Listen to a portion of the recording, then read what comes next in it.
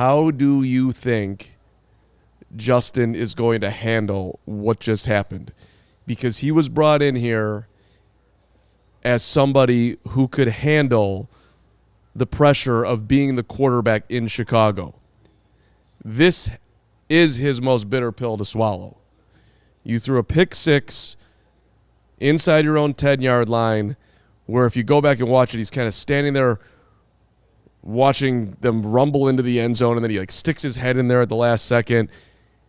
It is a lot to digest and come back from and keep your confidence about you. And maybe he's built to do it. I'm just curious how you think he's going to be able to handle it. Well, I mean, that's what we're going to find out in these pressers, because last week it was a lot of finger pointing, right? And that's what we talked about. Getsy even on Thursday. You know what? I don't really – I think we're wasting our time talking about that. You think he's fine? Today, and here's the numbers for you. Justin Fields, here's your Fields guide for week 2. I mean, it's not good. 16-29, 211, 1 touchdown, which he just barely fit in there.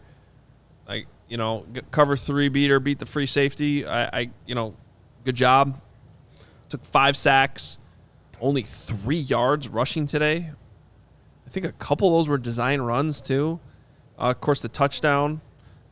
Also fumbled twice.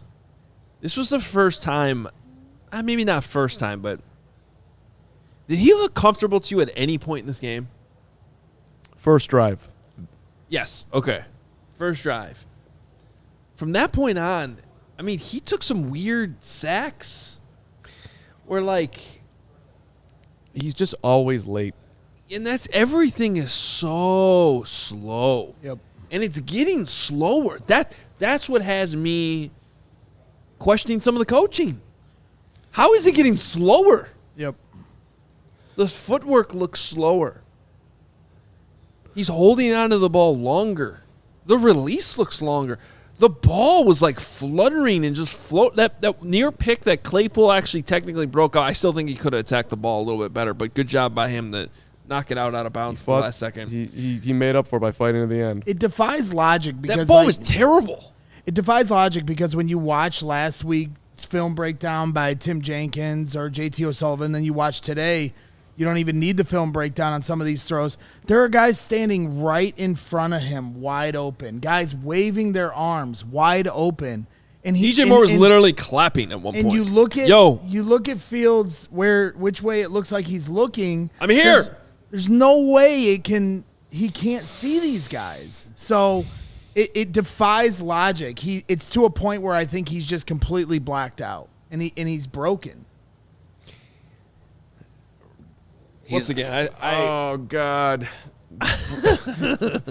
broken. He's the football player version of you, Braggs.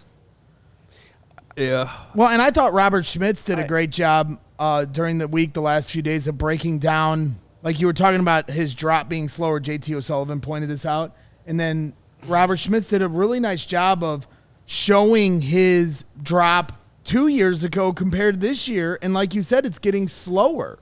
Yeah. So he's just thinking about it way too much. Everything he's trying to learn and process and execute from what he takes in practice into the game, he's becoming too robotic with it all. And he's not just stop thinking so much and grip it and rip it. $100 super chat from Andrew Fitzpatrick.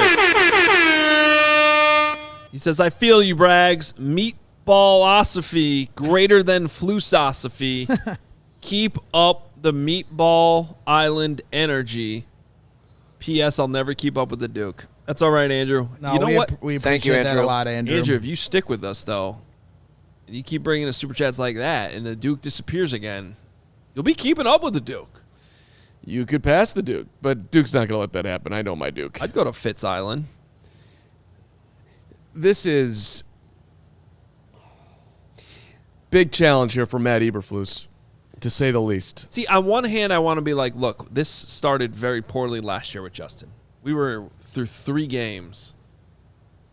After they won a game, they were 2-1. Yep. And we were really concerned about the quarterback. And they managed to turn it around. The things, the thing, it's just got this feeling again, doesn't it? Like the problem is it's a year later, so we can't just be like, well, last year it's been a year. Yep. But why does everything look worse? Why does everything look slower? Why does he look more uncomfortable than even this time last year? I think I can answer With better for you. weapons. And I think I can answer for you. Look, everything changed last year after the Commanders game because they let him run. They let him loose. And so if you go back, you look week 7 to 10 last year, that's when the offense was cooking. That's when they were scoring a ton of points. And the defense just couldn't get a stop. And they were, hold on, I got it here. They were averaging close to 30 a game. But they wrapped up the rest of the year after teams adjusted to what they were doing, and they scored 16 a game. They were completely shut down. yeah, but they brought in designed runs today. It was exactly because teams are ready for it. 31 points a game, week 7 through 10. 8 games after that, 16. Wait, how many design? He only had 4 carries today. How many design runs did they call? But they weren't all 2? that successful either. Well, And when he's trying to it- get out of the pocket, he's not finding those alleyways as much. They saw how they were successful. Teams adjusted. They stopped it, and it hasn't happened really since.